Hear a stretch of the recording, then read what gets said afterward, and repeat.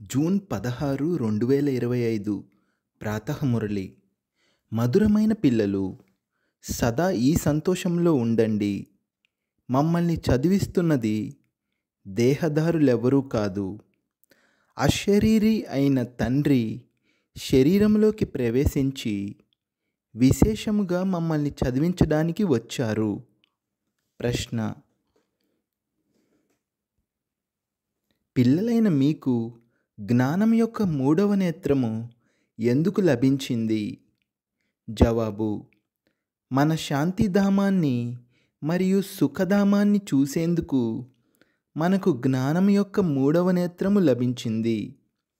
ఈ కనుల ద్వారా ఏదైతే పాత ప్రపంచము, మిత్ర సంబంధీకులు మొదలైన వారు కనిపిస్తున్నారో వారి నుండి బుద్ధిని తొలగించాలి. తండ్రి వచ్చిందే మురికి నుండి బయటకు తీసి పుష్పముగా అనగా దేవతగా తయారు చేయడానికి. కావున ఇటువంటి తండ్రి పట్ల గౌరవాన్ని కూడా ఉంచాలి. ధారణ కొరకు ముఖ్య సారము. మొదటి పాయింట్: వికర్మల నుండి రక్షించుకునేందుకు బుద్ధి యొక్క ప్రీతిని ఒక్క తండ్రితోనే జోడించాలి.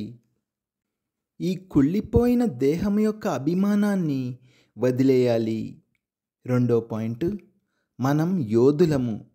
ఈ స్మృతి ద్వారా మాయారూపి శత్రువుపై విజయము ప్రాప్తి చేసుకోవాలి. దానిని లెక్క చేయకూడదు. మాయ గుప్త రూపంలో ఎంతగానో ప్రవేశిస్తుంది. అందుకే దాన్ని పరిశీలించాలి మరియు సంభాళించుకోవాలి. వరదానము: మనస, వాచ మరియు కర్మణ యొక్క పవిత్రతలో సంపూర్ణ మార్కులను తీసుకునే నంబర్ 1 ఆజ్ఞాకారి భవ.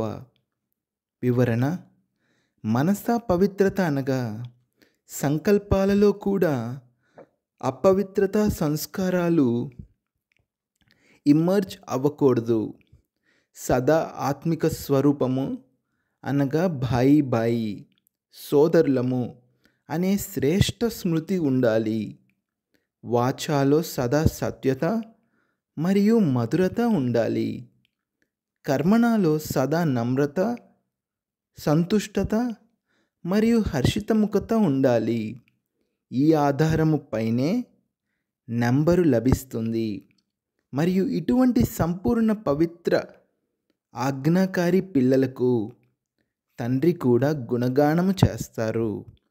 వారే తమ ప్రతి కర్మ ద్వారా తండ్రి కర్తవ్యాన్ని నిరూపించే సమీప రత్నాలు.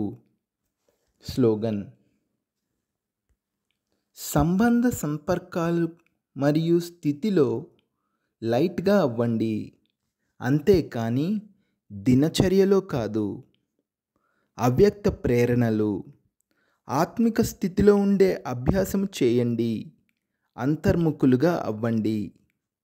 అంతర్ముఖి ఆత్మలు ఎటువంటి పరిస్థితుల్లోనైనా కానీ, అవి మంచివైనా లేక కదిలింప చేసే విధంగా ఉన్నా, వారు ప్రతి సమయము ప్రతి పరిస్థితిలో తమను తాము అడ్జస్ట్ చేసుకుంటారు.